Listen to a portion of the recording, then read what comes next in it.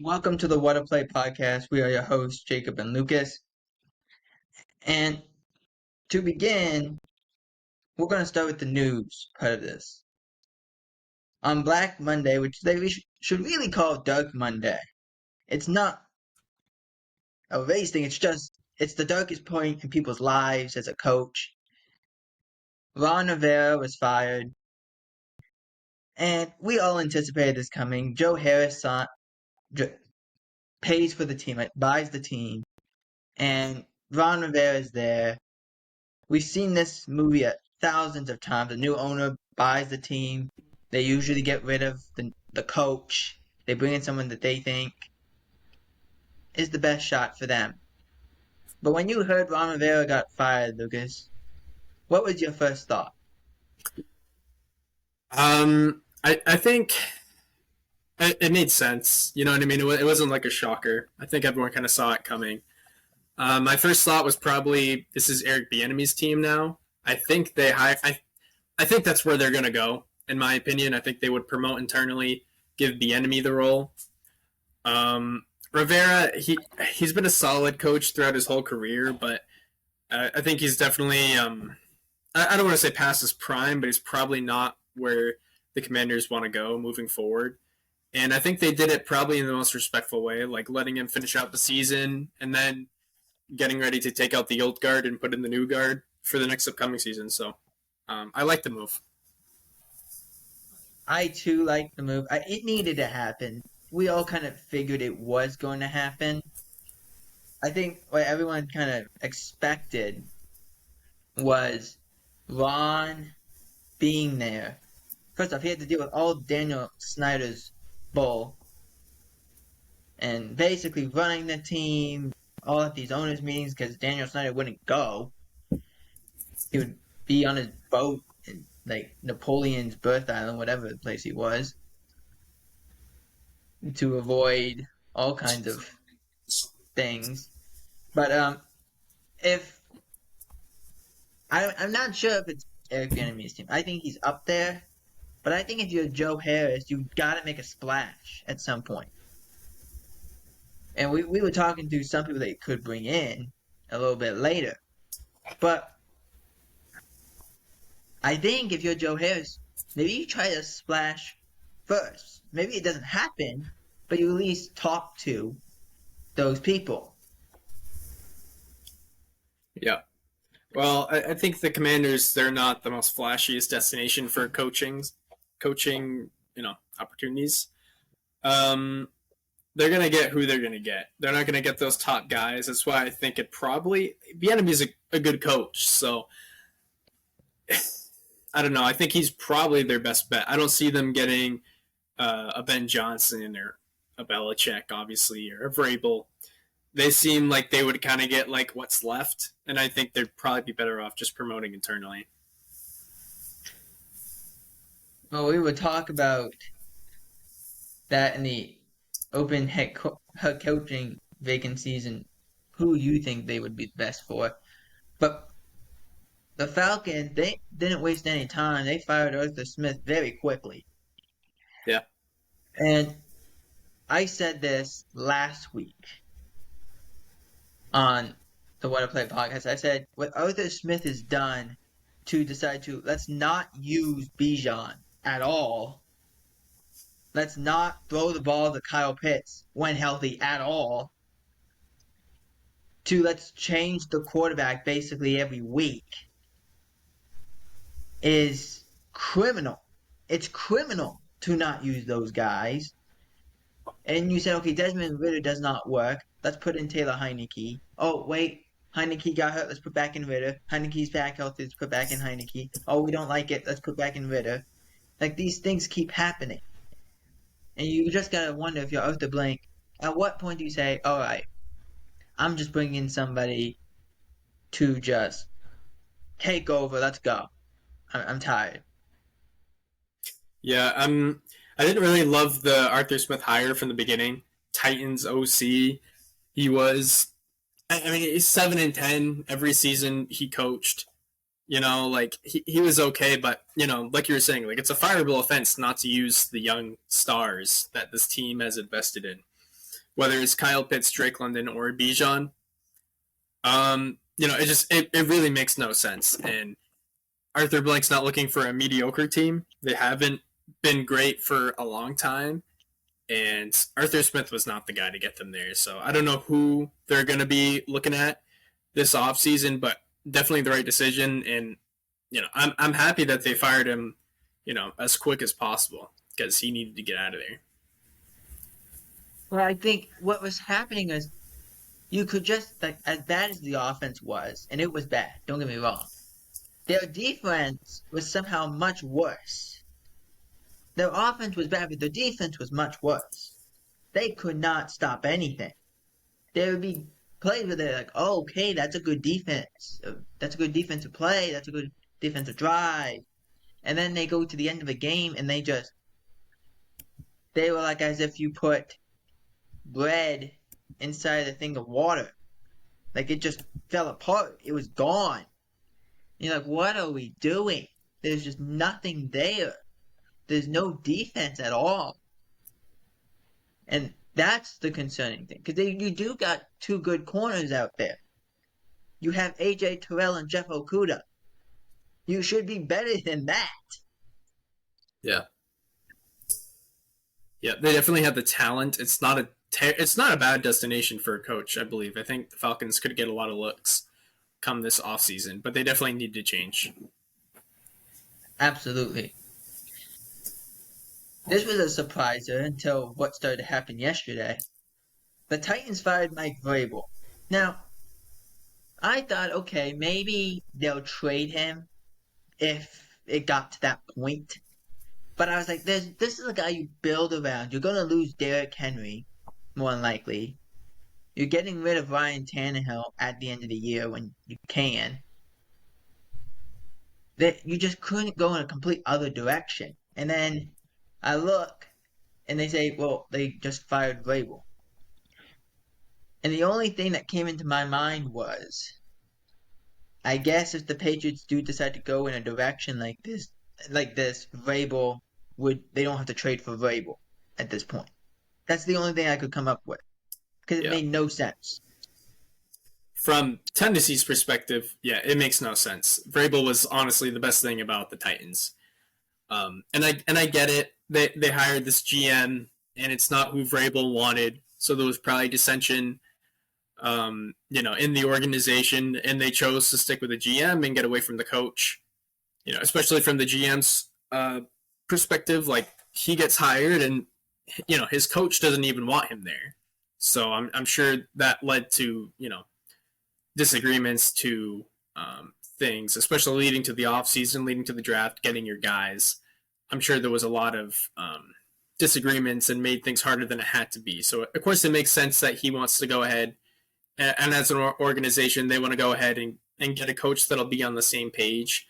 But, I mean, Vrabel was like, I think you messed up when, as soon as you fire your head coach, everyone's thoughts around the league is like, can we get Vrabel? Like, even if you have a good coach, it's like, is Vrabel better than our coach? And I think a lot of fans were thinking that when he got let go. As a Patriots fan, with the news we got today, I think he's going to be the next coach in New England. I could be wrong, but I'm not. It made me I would be much more upset today with the news of Belichick being out if Vrabel was still a head coach in Tennessee. The fact that he's available, I'm not as upset about it. And what Lucas is talking about is the Patriots had decided to part ways with Bill Belichick.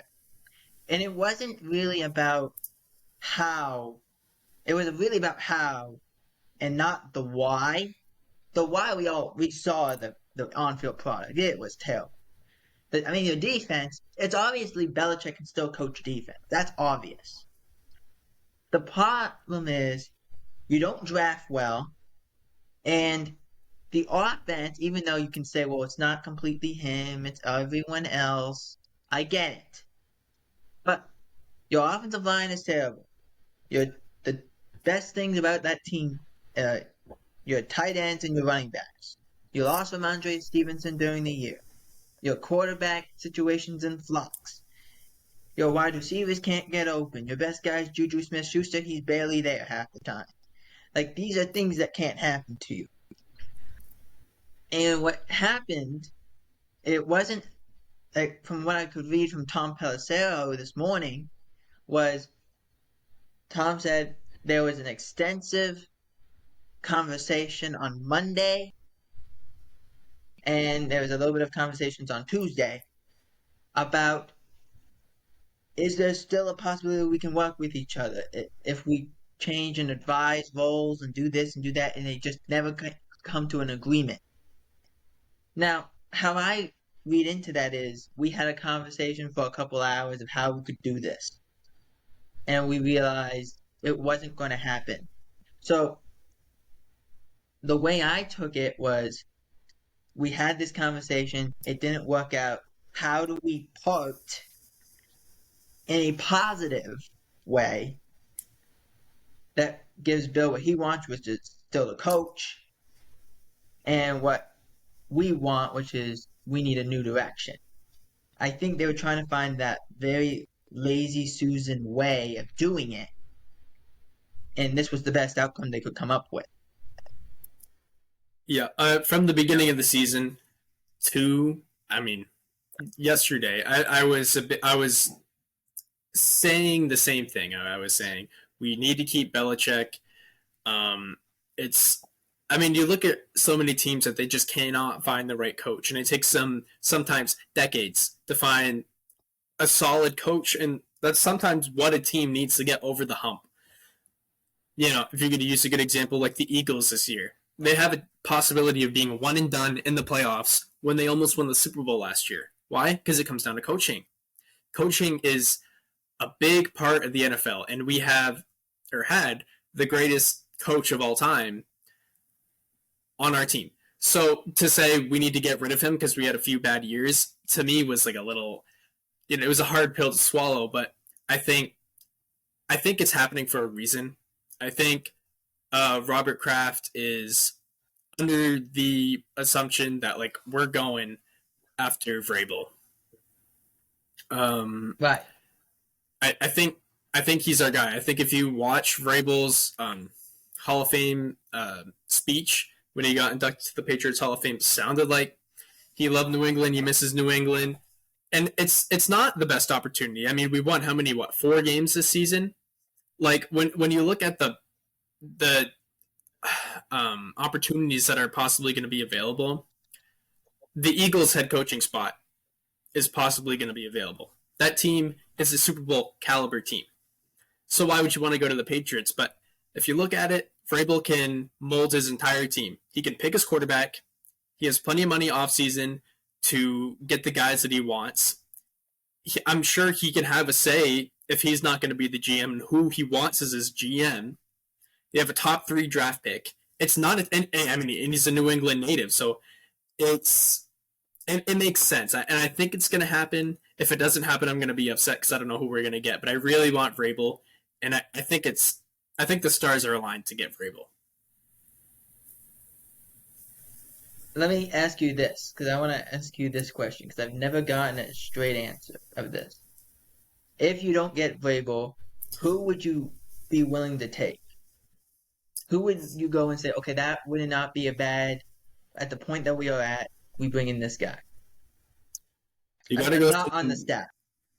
Not on the staff. Well, you got to go someone younger because, like, what would be the point? I'm pretty sure Pete Carroll's staying with the Seahawks organization. If I read that right, just not as the coach. We will talk about that. It's very convoluted, but we will talk about it in a second. Because you could say, I mean, Pete Carroll used to be the head coach of the Patriots. But I mean, you don't want Pete Carroll because how many years of coaching left does he have?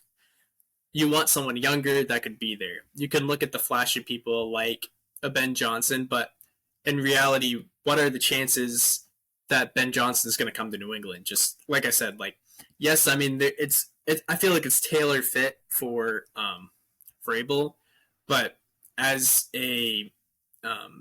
someone in Ben Johnson's position probably wouldn't want to come to New England. It's tough, man. I think at this point I'm in the boat of it's Vrabel or nothing. I don't know if I really want anyone that's available. besides him. All right, let Besides me like let me pitch this. Todd Mayo. Let me pitch this to you. You can say yes or no, but if it's not Vrabel, would you be okay with if they went for Jim Harbaugh? Would you be okay with it? Uh, I would say no, only because I would see issues with Harbaugh and Bob Kraft. That's I think. I mean, obviously, the reason why Belichick's not our coach is because of issues with Mr. Kraft, and I think Harbaugh is a he's got the personality and the fit where I think it's going to be too much of a transition from Belichick to him. I think you need someone that's used to the culture. So for that reason, I say no. But he's a great coach. I'm not saying he's not a great coach. Any team that gets him, if, if he's going to go to the NFL this offseason, is a lucky team. So Because like I feel, and the reason I put up Jim Harbaugh's name in that one was because he has an ability of taking a team. First off, he's a very passionate coach. He's very passionate. The reason I put him up there is I think even if you bring in a GM, you want like a Vrabel, and I think this would probably be part of the Vrabel deal. Will be we bring in a GM, but you have the final say on a lot of what we're yeah, doing.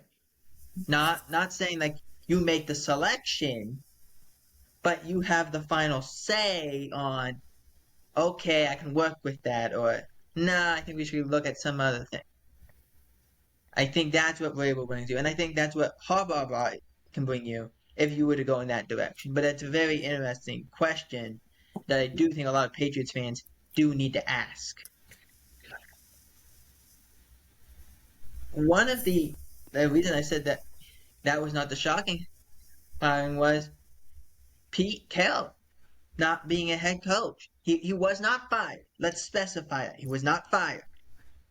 He was kind of Bruce Arians visioned in a way. If you remember what happened with Bruce Arians, he kind of retired, kind of slid up at the same time. This is kind of the same way. And it's kind of weird, Lucas, because I don't think we ever saw a 24-hour period where Pete Carroll, Nick Saban, and Bill Belichick would not be coaching at yeah, any point in football. I don't think we ever saw that. Because I was like, hang on. And because you realize these guys are all the same age. Pete 72, Nick 72, Belichick 71. They're all the same age. Is that just the trend of, okay, we're going to go with a younger guy? Because now Tomlin is the longest tenured coach. He might also be the oldest coach, if I remember correctly. He's 60 years old. So there's a vastly different position. I was just shocked. I think the league has changed a lot, and not to say, of course, Belichick is still a great coach, and I think Pete Carroll's still a great coach, and so is Saban. I just think when people think of football now, they think of more flashier quarterbacks, things to that nature. When those coaches were in their prime, it was like pocket passers, like Ben Roethlisberger, Philip Rivers, Brady Manning, all those type of players. It's a different mold of player now, and I think not to say that one way is better than the other, but I think when people think of successful football teams, they're looking at the Ravens and they're looking at the Chiefs, the Eagles, Jalen Hurts. So I think they view success differently, and I think that's why these old coaches are kind of getting the boot. And Tomlin could be next. I mean, there's rumblings that Steelers fans are not happy with Tomlin at this point. So even though they're in the playoffs, it's not looking good. Do you feel like that's because of all recency bias, though? Yeah, Like with Lamar's success, with Kansas City's success, and even just the last 5 years, that's all recency bias. You look at what I'm not saying like we have to look at the whole tenure. I'm saying you just look of for an example, Pete Carroll had the Seahawks in the playoffs last year. Like, Yeah. they were a terrible defense, but they were in. They were rolling with Geno Smith, and it was like the greatest thing they have ever done. And then you look at like Belichick, like what was going on with the Patriots, and he was working with it. He was making it work. Even when it was Cam Newton, they were making it somewhat work. So these were things I think, like obviously you can't deny good coaching. Like we saw that with Nick Saban. Nick Saban was a great coach, great college coach. And probably would have been a great pro coach if he would have stayed in the pros. Because he was that smart, he understood, he was I think the thing that we all like took when Nick Saban left, very rah-rah guy, as in college, it's great, we're doing this, I'm gonna control everything, it's great. And they brought in when the Seahawks brought in Pete Carroll, we thought the same thing. And I don't know if you saw the press conference with Pete Carroll. He got very emotional. Pete Carroll is not very much an emotional guy. I mean, you see him cry in these press conferences every once in a while, but not like a Dick Vermeil or anything like that, where he cried basically every press conference.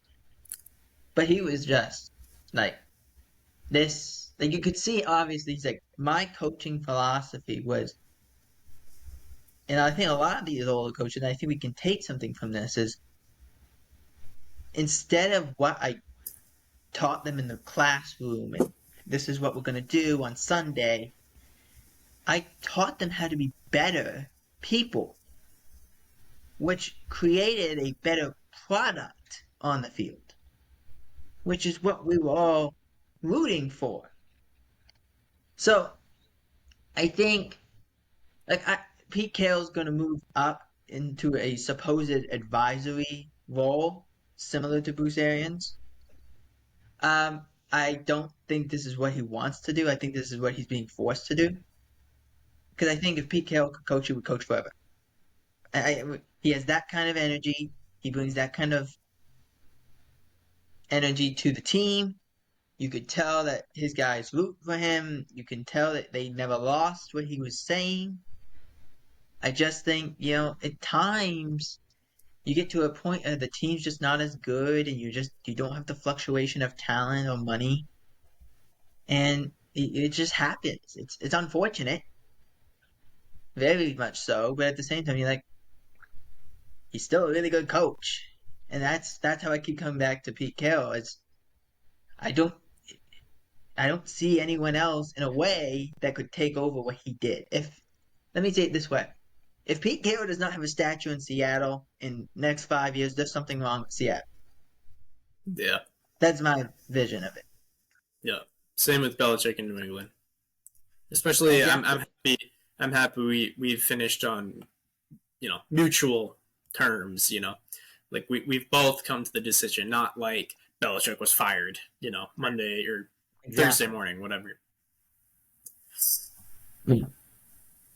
But also, I guess I couldn't anticipate anything less from the Patriots to drag something out. That seems to be the Patriots. Like, if they have to put something in the media, it's dragged out for as long as it can be. Like, we're just not going to talk about it Yeah, until it happens. I was very I was honestly thinking last night that Belichick might be staying in New England because I mean you were hearing all the news about all the coaches and nothing out of New England. I was like, maybe. But as soon as I turned on my phone this morning, it's the first thing I saw, and I was like, but it's all right.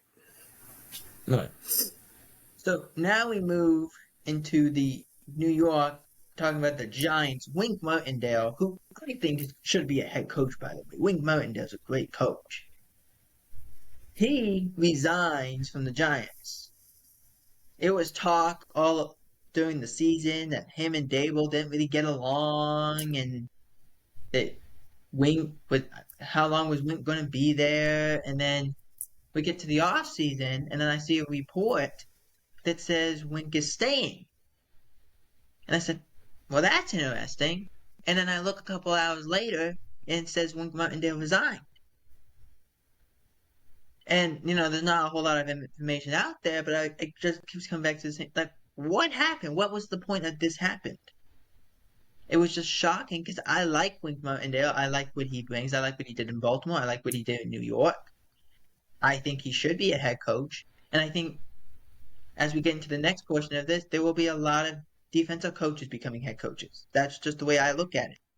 Yeah, yeah. If you've seen, I think the amount of points allowed in the NFL from a few years ago to now, the numbers drastically dropped, and I think the NFL doesn't like that and expects some rules to be changed in the NFLPA because the NFL wants points scored. Points scored for a casual fan is more exciting football. And this year, I mean, defenses were really good. Offenses were stopped a lot, and I think defenses have caught up with offenses. And so when it comes to this, teams will hire these defensive coordinators to be their head coaches, but expect some rules to change, and then in a couple of years, the offenses will be back on it, dropping 30, 40 a game. So Yeah, and I'm expecting that. I think if you're the NFL in terms of defense plays, you got to say, okay, what point do we just get a say? At what point do we go and say, hey, it's on us. Like we need something. Pass interference is all on you guys. We can't do anything special. So why can't we get calls to go our way? Because you look at these defensive teams, they're just like, eventually we got to make a play. Eventually we got to get something to go our way. And that is yet to happen. So I wonder if that's going to be this point. yeah, I don't know, maybe. So we're going to talk about this. But I think there's three teams I'm concerned about. I think as we head into the playoffs on the AFC and NFC. I have first off, I should have put slash two other teams on this, but I have the Eagles. They limped into the playoffs. You won one game and 6 games. How does that happen? You were 10-1, then you lost to San Francisco, you lost to Dallas, you lost to Seattle with Drew Lock. You go beat the Giants. You lost to Arizona and you beat the Giants. You lost to the Giants. How does that happen? How does because this happen? Shane Steichen's not there. Call that offense anymore. Yeah. That's why. Well, I don't think it's just Steichen. I think when they lost Gannon too, they lost their Oh, yeah. identity of what they were. You saw with touchdowns this year. You saw with touchdowns, they could not stop anybody. They couldn't defend the run as well. You look at sacks. I think the highest total of sacks is 47 this year, or 50 sacks. Not the Eagles had 70 sacks last year. So there's an obvious difference. But I think if you look at the landscape of the Eagles, first off, there was a lot of things that were going on that would never fly in a lot of these situations. Darius Slay getting his knee scoped in December or late November for no reason. Why are you getting it scoped now? What I'm telling you, he got it scoped December. I think it was December 15th. Why? There's still a month of the season to go. Why are you doing it now? That's something you wait till the off season or to the bye week. Why are you doing it now? It made no sense. That would never fly in most of these places. Yet they chose to do it then. You got rid of, if I'm 8 key starters, 2 linebackers, a corner, and your back safeties. You're a defensive end. You lost these guys. These guys were good, valuable team players that did what they had to do. But at the same time, it's like you see Jalen Hurts has not played as well. They're running attack. They don't run the ball. You brought in DeAndre Swift, and yet you don't run the ball. You brought in Rashawn Penny, and you don't activate him half the time. At some point, run the ball. Use the offensive line you got. You don't run the ball, you can't pass protect. A.J. Brown is freaking out on the sidelines for no reason. There's nothing. And I keep seeing, oh, well, the Eagles are going to fire Nick Sirianni. I'm like, this is a vastly different picture we saw last year. We were all saying, oh my gosh, look at this. Nick Sirianni's in the Super Bowl. This is fantastic. He's a great football coach. And then the next thing you know, he's on the hot seat. Well, he's not even on the hot seat. He's on the freaking griddle at this point. Like, he's just there, and he's not doing anything. And then you decide, okay, we're going to get rid of Desai. We're going to put Matt Patricia, which was a really dumb decision, by the way. You say, okay, Matt Patricia is going to save us. Did you see New England? Did you see Detroit? That guy ain't saving anybody. He would be the guy who would throw a life preserver into the water and expect to jump through it. That's what he would do. He would hope that would save him. Because at this point, this doesn't work. Nothing works. You can't run the ball. You can't pass the ball. You don't have any time possession. They lost the time of possession battle to Arizona. 40 minutes to 20. You threw the ball to A.J. Brown one time in that second half. At what point do you realize this doesn't work? But I digress. This is ridiculous. Yeah. I mean, I think Baker Mayfield's got a shot at, I think, solidifying his position as the quarterback for the Tampa Bay Buccaneers this Saturday. Saturday night. Monday. Monday? Oh, okay, sorry, Monday.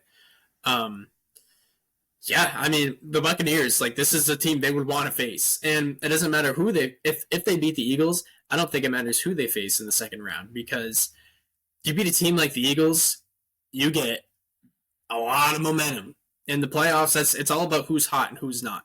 Like, the Eagles have a better team than the Buccaneers, no doubt about it. The Eagles beat the Buccaneers in the regular season pretty convincingly, but this is a different game.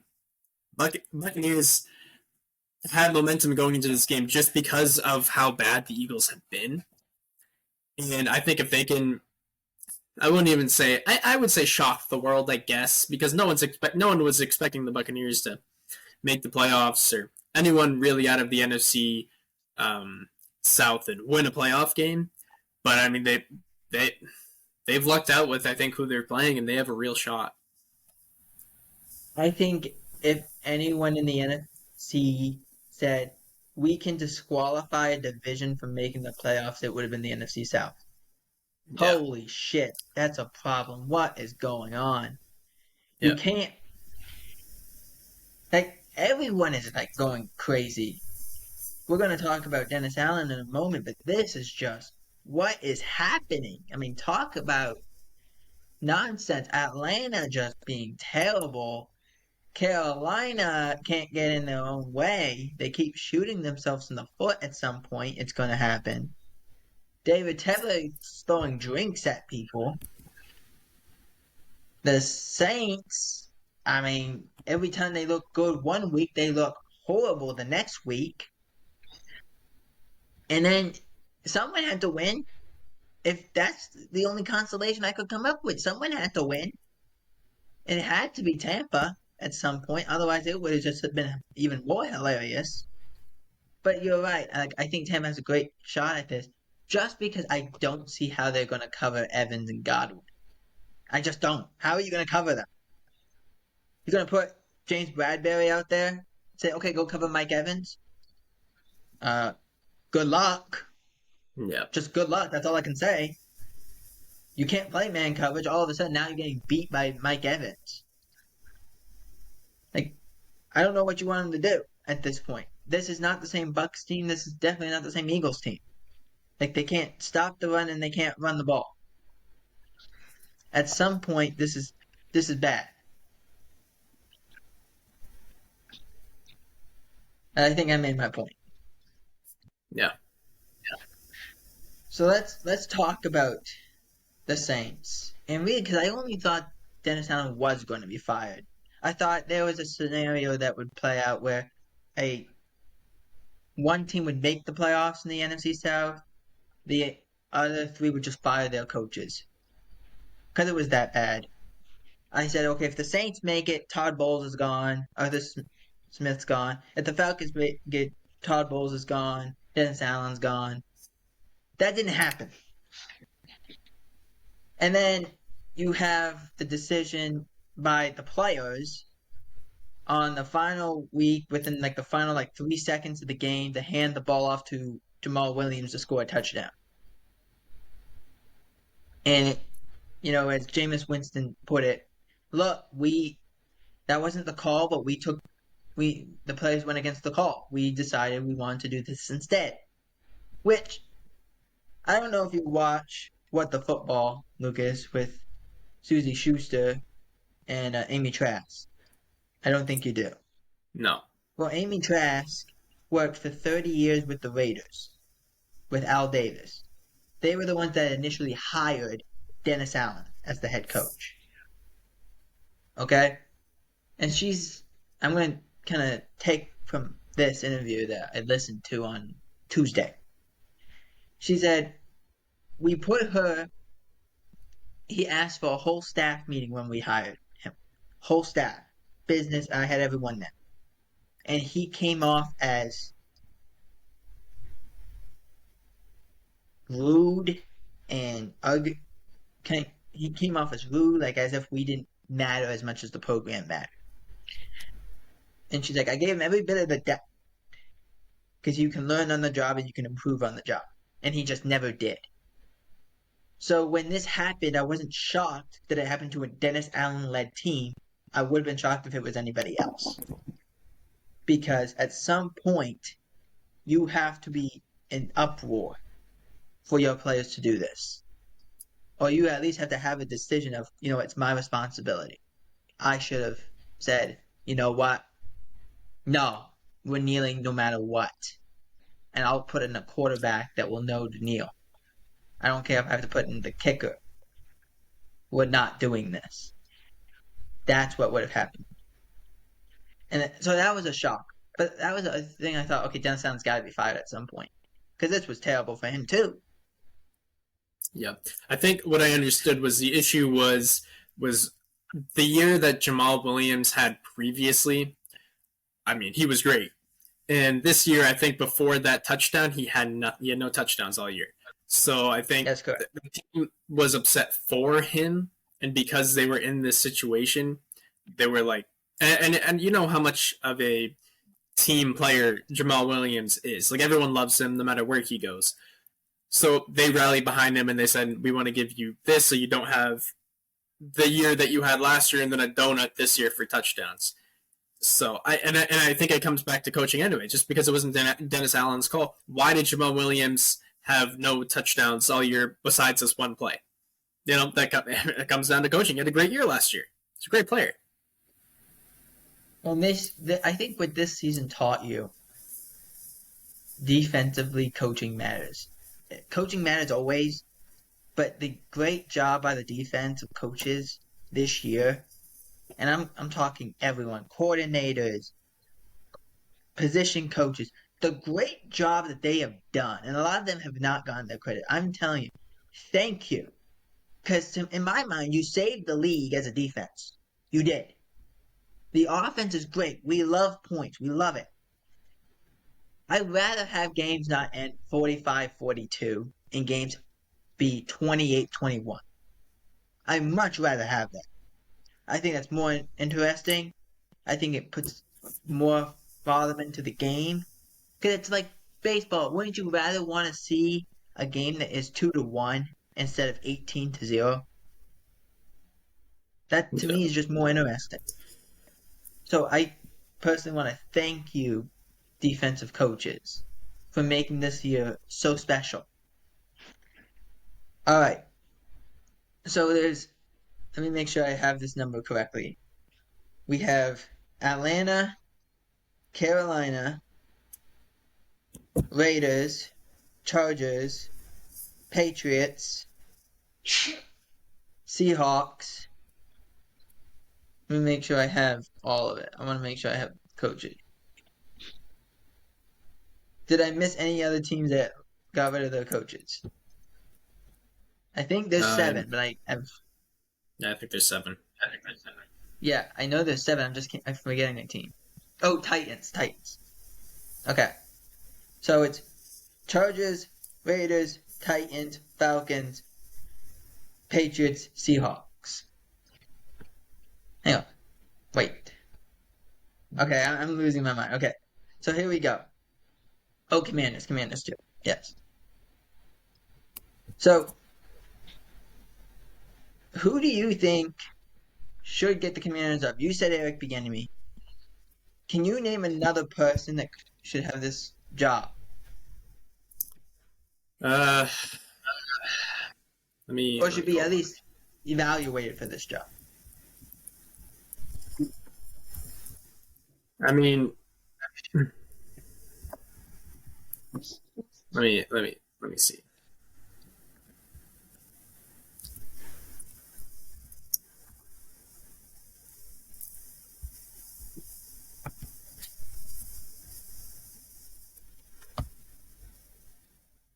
I could Because the see ones I think, Vrabel being a okay, good guy for this situation, but I'd yeah, say the enemy and all. I too would say Vrabel.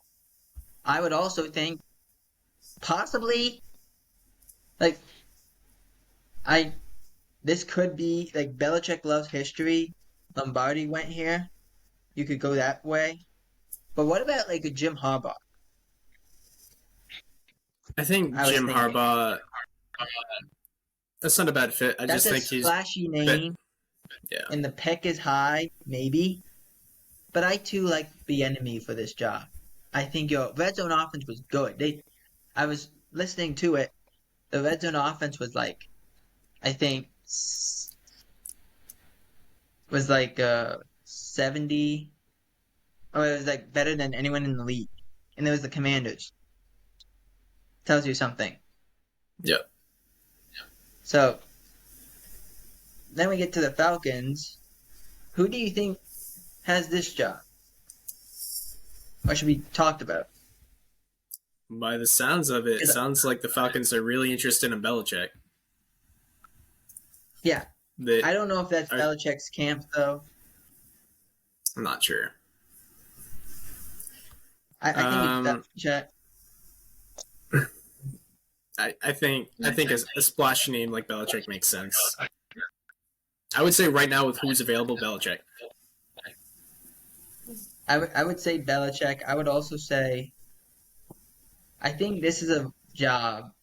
What about like a Ben Johnson for this job? This I team can is see pretty that. much made. I could Yeah, see that happening. yeah.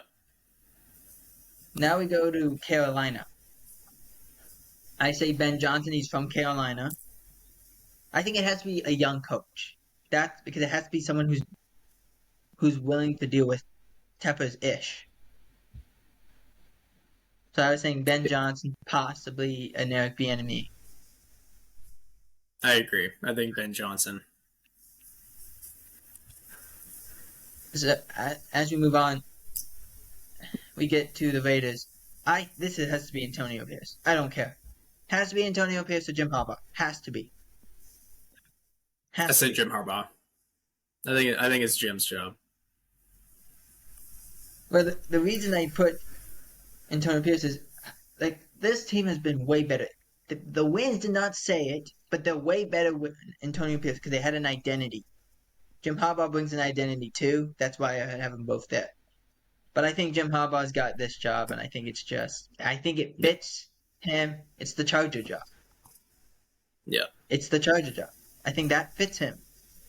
That style, you have all this weapons. The only thing that I think concerns him is they have so dead cash flow. They have a cash flow issue because they have people they bought on. Otherwise, I think it has to be Jim Harbaugh. I don't think you can bring in anybody else.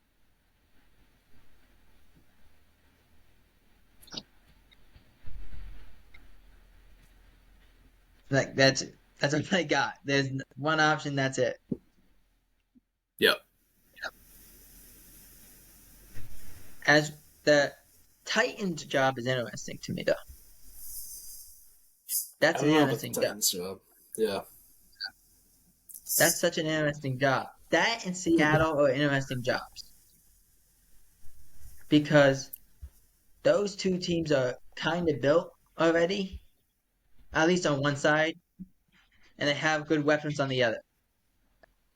So I say for the Titans job, I think, and I wouldn't be against this. What about a Todd Monken from Baltimore? I could see it. I think that just fits them. That's their style. He does a similar style. They pass. They have Hopkins. They have a good defense. I saw on Sunday, they've given up the least amount of touchdowns in the red zone as a defense. This team didn't win 10 games, but they gave up the least amount of touchdowns in the red zone. Yeah. Like, how does that happen? So I think if you go offensive, I would not be against it. Yep, I agree. Um, but I think, well, in New England, you said Vrabel, and I thought, okay, Vrabel, who else? And then I was thinking, and like, of course, I said Jim Harbaugh earlier, but that's not who I'm gonna go with. And then I saw something a couple days ago, but I said, no, I'm not gonna go there. What about like a Brian Flores? I think if we don't hire Vrabel, then it would probably be Gerard Mayo, someone internally. That'd Yeah, be my guess. I think the thing with Gerard Mayo is just unproven at this point. Only been a linebackers coach. That's the only thing Yeah. I think. But I do enjoy like what Campbell's doing, what Dan Campbell's doing, bringing all former players as coaches. I like that. Oh, I actually, you know what? I can add a name to this for the Patriots. What about Aaron Glenn? Yeah. It could work, I think. I think that fits him. That style of defense is good for him. So I say, okay, as well. If you slack on Vrabel and you don't go internal, I think Aaron Glenn's a great choice. What But do you let's go think to for Seattle? Seattle. Yeah, Seattle. I Aaron Glenn, I think, but I also think Dan Quinn. I was gonna say, He's a I Pete think Carroll Dan Quinn. guy. That would be his spot. I saw someone say, "Oh, well, we can't afford to. The Cowboys can't afford to lose him." I'm like, he's gonna go sometime. Yeah. Like, at It, least do it what you got. it's either the Seattle job or he would stay long enough to take Mike McCarthy's job. That'd be the only We'll, two. we'll talk about Mike McCarthy right now, actually. So I put this down as media manipulation of Mike, and I was trying to explain this on Sunday. It's just for whatever reason, since Mike McCarthy's got there, the media just does not like Mike. For whatever reason, they don't like him. They just don't like him. And it's not just him. It's not just national. It's close media and all that, local media. And the only thing I can come back to is he's not from Dallas. That he's not a typical Dallas coach. He's not Tom Landry. He's not stoic. He's not Jimmy Johnson. He's not going to scream at you. He's not Barry Switzer who's going to ride the golf cart and be like, okay, let's call it a day when we don't have a good day. He's just not that guy. He runs at the beat of his own drum. So it's kind of, that's the only thing I can come back to. Because at what point can you say, okay, he's not a good coach? Yeah, I think Mike McCarthy's a good coach, and I think he's done a good job with this Cowboys team this year. So I'm not. I don't really agree with all the backlash that he gets from the media. I just think he's not like a media like darling, and that's why he gets the hate that he gets. No, it doesn't. They were talking to Jerry Jones because Jerry Jones is one of the only owners that he'll talk to the media every chance he can and be like, because he's a camera guy. That's how he likes it. And that's fine. That's probably why he hired Mike, was because he wanted to be the forefront, which is fine. And he went and Jerry is talking about the likelihood of Mike being the coach longer than this year. And Jerry said, well, we have to. Mike got us to this point. Mike's been a great coach since he's been here, which is all true. Conveniently, the national media left that all out and used the quote that Jerry said at the end, which is, it still matters in the playoffs. We'll take it one playoff game at a time. And if we get destroyed, he didn't say this in the quote, but he basically said, if we get destroyed in the playoffs, we will circle back. Which makes sense. But they took that whole quote that he said, took that top part off and said, this is what it is. This is what Jerry said. And he's not giving Mike the job. Which is completely incorrect. It's not what he said. Yeah. But that's just the way it works in Dallas. All right, moving on. The All-Pros selections came out. The NFLPA, for the second year, did an All-Pro teams. The players vote on the All-Pro.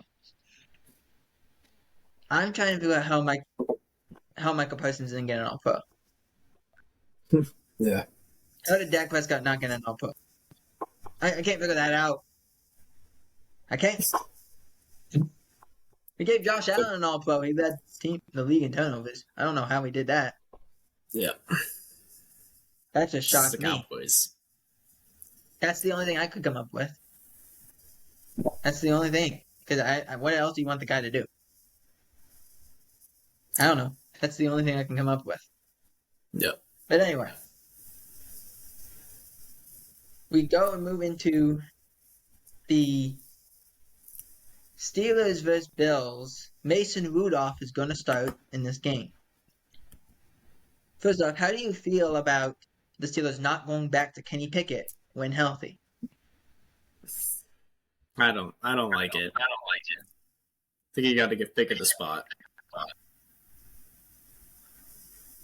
I think the concern with Kenny Pickett is this. Every time they put him out there, he does some questionable things. And I get it, he's a young quarterback. But I think that's just enough for them sometimes. So, whether we like it or not, Mason Rudolph is starting against the Bills. TJ Watt is out for this game. But when we get to the prediction portion, you will see. I think it's close no matter what happens. I think it's close than the score will indicate. Yeah. But back to I said earlier, the Eagles limped into the playoffs. There's two teams that concern me, and that's the Chiefs and Dolphins. What chances do the Dolphins have against the Chiefs on Saturday night? I think they have more of a shot than people are giving them. And people have every reason to be low on the Dolphins. They haven't beat any team outside of the Cowboys, like any real teams. They're playing the Chiefs, and the Chiefs have been very up and down all season long. And if there's any team that the Dolphins would play in the playoffs to get back on track, I think the Chiefs would be the right team to play. It's not going to be easy. They would have to put things together, and they'd have to figure it out this week. And come Saturday, they'd have to be prepared. It's not going to be something that the Chiefs are going to give them opportunity after opportunity to, take the win. But I honestly believe that this is the matchup that they would want, even though it's in Kansas City, even though it's in the cold, and that's what people are going to say. They're from Miami, and they're going, 0-degree weather. But I don't know. I believe it's going to be closer than what people expect. I think the concern that I have with both teams, really, I'm concerned about this Chiefs offense. Besides Kelsey and Pacheco, there's no offense. It's Mahomes running around and hoping that he doesn't get annihilated every play. For the Dolphins, I'm like, at some point you got to beat a good team. At some point, they've had injuries. They lost Van Ginkel, who took over for Jalen Phillips, who got hurt in the Black Friday game. So they signed Justin Houston. They brought in Bruce Irvin. They brought Malik Reed in because they lost Jerome Baker, the middle linebacker who calls the plays. They are just injured beyond belief at this point. They're trying everything. Um, Tyreek is not healthy. We'll see if Jalen Waddle plays. We'll see if Raheem Mostert plays. The offensive line is decimated. Bottom line, I am concerned about the Dolphins. I think both Dolphins and Eagles peaked too early in the year. They got to a point of, okay, we won 10 games. Or we won 8 games and we're up there. And all of a sudden now, both teams have to go on the road and won't have a home game. And that concerns me. I think if this game was in Miami, maybe a different story. But I don't even know for that, to be sure.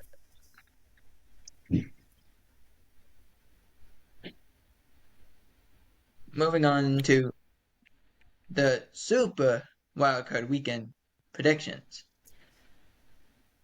I can't do it, Lucas. I can't. No, I will. Super Wildcard Weekend. All right. So first, yeah, we got the Browns versus the Texans. Texans are getting +2.5. I tried so hard to give the Texans this game. I tried. I'm taking the Browns. I For agree. the one reason of the Browns defense and the Texans defense. The Browns defense you could win a Super Bowl with. The Texans defense I don't know what you can do with. Because it's a mess. You got CJ Stroud. I like what DeMeco Ryan's done. I think DeMeco Ryan should be the head coach of the year. Because this is a team that won 3 games last year. They're in the playoffs. They won the division. I like what he's done. So I agree. I think Joe Flacco is a perfect game manager. The situation, he's been here. The moment's not going to be too big for him. He's going to make the right plays when he needs to, and he's not going to lose them the game. He's not going to win them the game, and he's not going to lose them the game. And he doesn't need to win the game when you have that Browns defense that they have. And I think they're going to confuse Stroud. You know, it's a playoff game in the quarterback's rookie year. Okay, he's young. It's going to be there's going to be nerves no matter what he says. Treating it like any other game, it's not. The fact of the matter is, it's not any other game. It is a playoff game. It is a big deal. I think they're going to confuse him. I think he's going to be nervous, and I think the Browns will have a field day. I don't think they're going to win by like a blowout, but I think the Browns will take this game. I do think the Browns are going to take this game. What would be your score prediction for this game? I don't see it being super high scoring. I don't think the Texans honestly will get too much offense in. We're probably looking at 20-14. Interesting. So I thought, because I put on my show on Wednesday on the NFL World YouTube channel, I said 31-28 Browns. I'm going to change that here because I think it's actually going to be 2017 Browns. I think the Browns would do just enough, and I think the Texans defense will just be bad enough that the Browns win. But I think what you can come out of this if you're a Texans fan is we got our coach, we got our quarterback, and we went wire to wire with one of the best teams in the NFL and best defenses in the NFL. Yeah, it's something to hang your feel bad about. If you're a Texans fan, no matter what the outcome is Saturday, you have things to look forward to. Absolutely. Moving on to the stick, right? We should go in. Dolphins versus Chiefs. First up, how do you feel about this game being on Peacock? I don't like it. I don't even know how what I'm gonna do if there's like some sort of free trial that I can use or what. But I think it's stupid. I'm gonna watch, but I think Well, it's I don't, stupid. I don't like it either. I know the NFL's gotten a lot of clash for this, and rightfully so. This is terrible. And I guess the only thing I could come up with this morning, and it was kind of half-heartedly, was the Dolphin. If the Dolphins beat the Chiefs, they don't want anyone to see the Chiefs lose. And if Yeah, the Chiefs beat the Dolphins, they don't want everyone to show that the Dolphins got peaked so early in the year that they lost. Well, actually, to be fair, both these teams peaked really early in the year. To be fair, yeah. but the Chiefs are favored by 4 points in the cold in Arrowhead. Who do you got, Lucas? I got the Chiefs. I think it's gonna be closer than people expect. I don't expect the Chiefs to run away with it, but and I definitely do not expect the Chiefs to make it. I wouldn't be surprised if they don't make it to the AFC Championship. However, I think they're a better team than the Dolphins. I think it's going to be too cold for the Dolphins, and I think the Chiefs will win. I'll say 24-21 Chiefs. I too have the Chiefs, and here's the reason why. This Dolphins team is, and really since it's been this way, I think, I don't know how to judge them half the time. They had 2 picks against the Bills in the end zone. Scott stopped 2 touchdowns, and they couldn't do anything. They really couldn't do anything. They had that great drive when they ran the ball to Achan over and over again. Since then, they never did anything. So I too have the Chiefs. I think it's 28-14 Chiefs because I think we have to have a serious conversation about the Dolphins during the off season. I don't know if we'll do this during the off season or not. We might do it for free agency. Probably not the first week of free agency, but if we do, we need to have a long talk about the Dolphins if they don't win this game. Yeah, All right, moving on to Steelers versus Bills. This is a CBS game, and when I saw first off when I saw Cowboys Packers, I said, okay, that's a Fox game. I knew it instantly. I was like, this is a Fox game. They're not going to put this game on NBC. There's no way. And when I saw the Bills were there, I'm like, okay, that's a CBS game. They're just not going to put Bills on NBC 2 weeks in a row. They're just not going to do that. Plus, with the Steelers, that would be terrible. yeah. But the Bills are favored by 10. Who do you got, Lucas? I got the Bills. I don't think it's going to be close. I think the Bills will have a tough time in this playoff race, but I don't think it starts here. I'm going Bills 31, Steelers 14.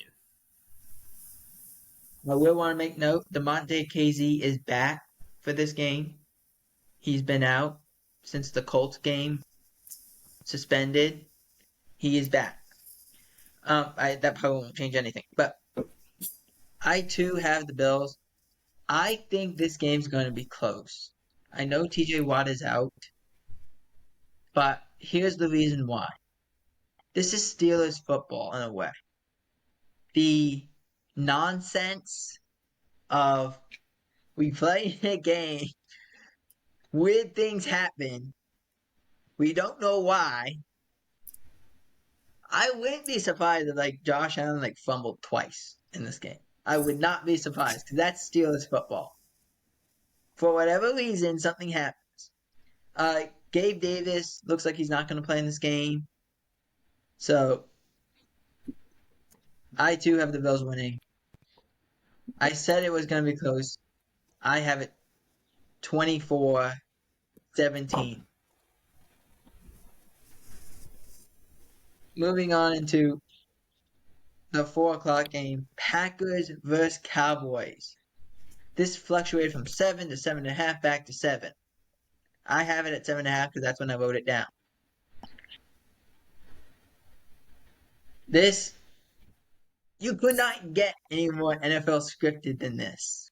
Yeah. This postseason, you couldn't. Texans traded Deshaun Watson to the Browns. The Steelers and Bills, two of the most legendary franchises. Dolphins, Chiefs. Not to mention Cowboys and Packers have history in the playoffs. It's been 9 years, and no, we have not forget has caught it. Yes. Uh, Matt Stafford, Jared Goff going against each other in Detroit.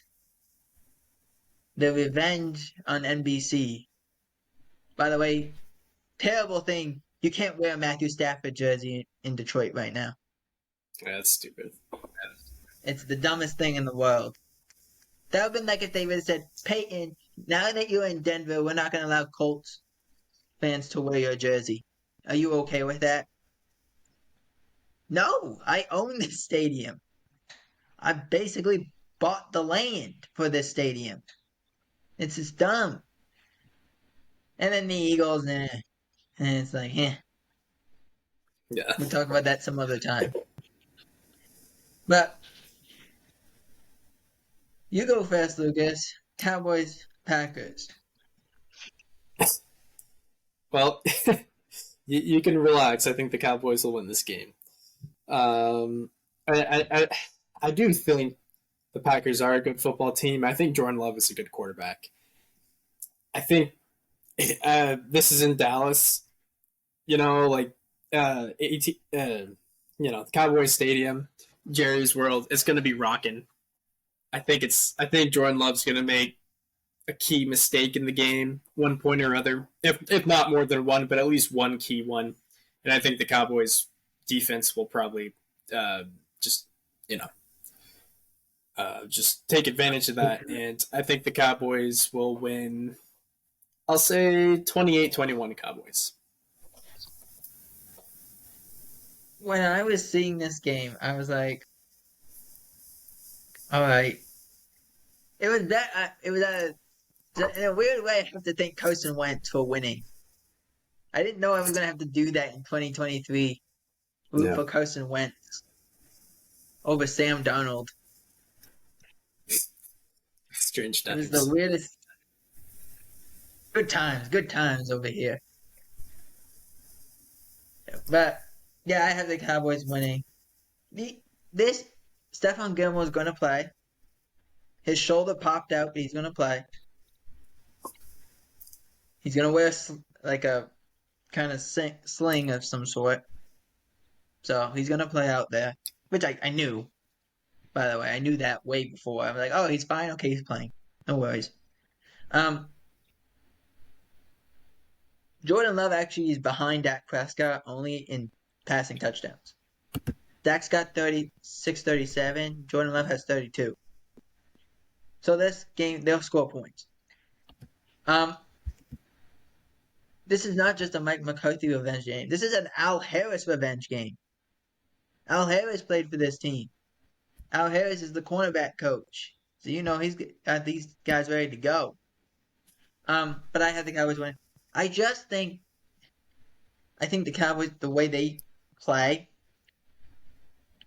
and this is a key for the Cowboys in the playoffs, start fast.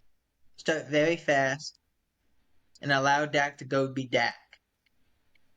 But also I don't trust the Packers defense at all. I don't care. I agree though.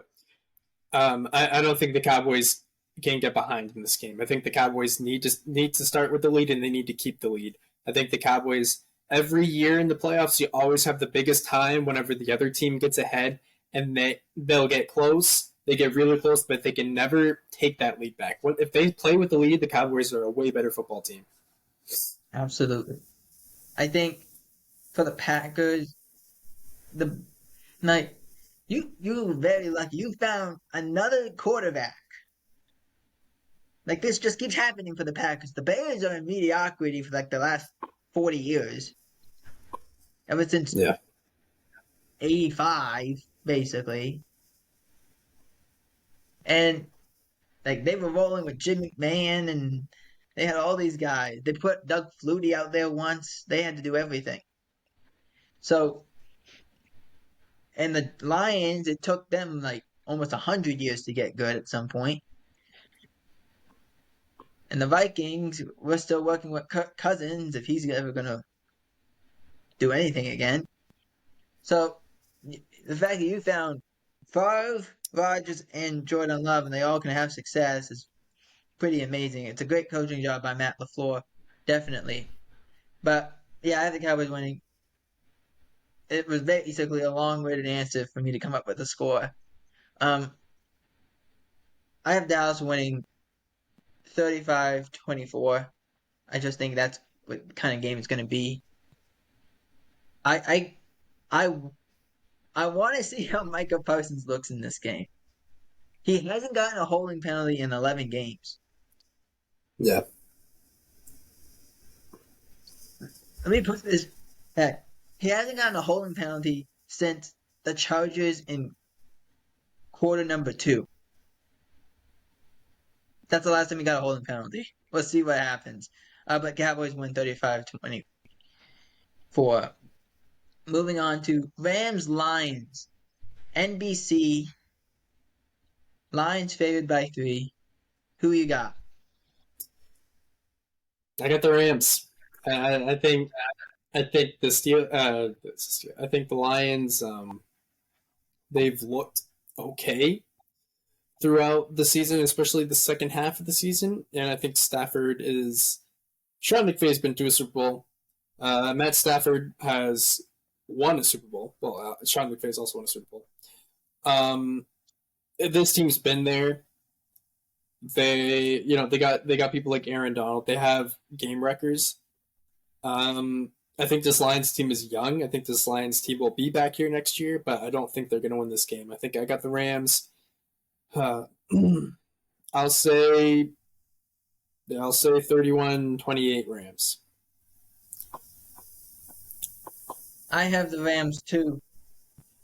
Here's the reason why. Sam Laporta is out, but he suffered a hyperextension last week, which why they played him made no sense. But I guess because they wanted to get him the Gronk record for most for most touchdowns. But I think the Lions, they've been really good. And the Rams are like one of those teams that you think, how are you going to stop Cooper Kupp, Puka Nacua, Kyron Williams? Like, that's just too much to handle. So I have the Rams winning. What was your score prediction for this game? 31-28. 31-28? I have this being I have this a high-scoring game. 35-31.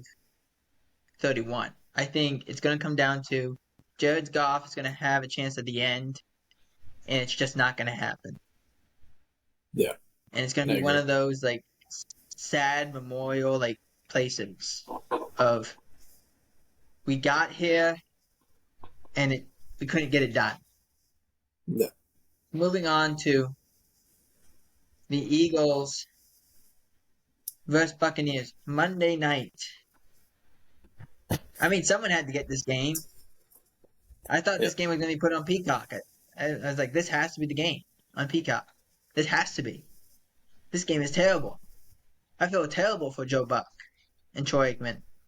I feel terrible for these guys. Bucks are actually not even favored at home. They're getting +3. Who do you got, Lucas? I got the Bucks. I think it's over for the Eagles. I think they've already beat themselves. I'm going Bucks. I'll go. Jeez, it's tough. I'll go 2017 Bucks. I'll go Bucks too. For there's a couple of reasons of this. I don't think Nick Sirianni's going to get fired, but I don't think you can keep the same staff. I just don't think you can. There's nothing. This also could be Jason Kelsey's last game, by the way. Yeah. So that's also a thing.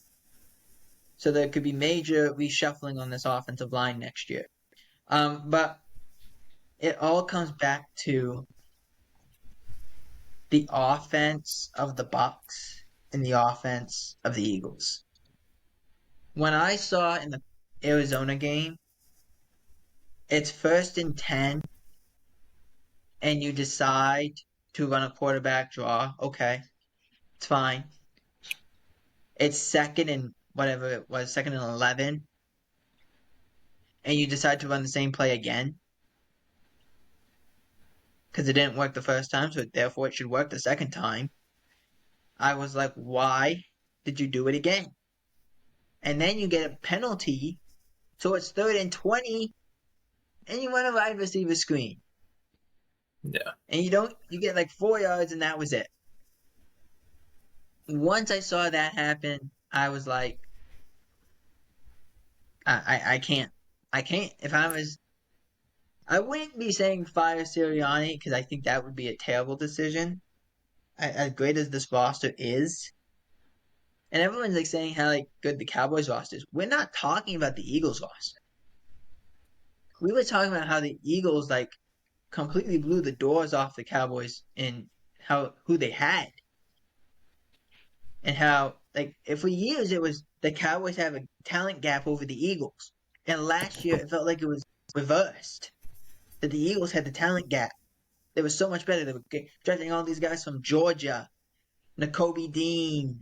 They brought in Jalen Carter this year, which it doesn't matter. You somehow brought in Jalen Carter, and yet you got worse. I don't know how you did that.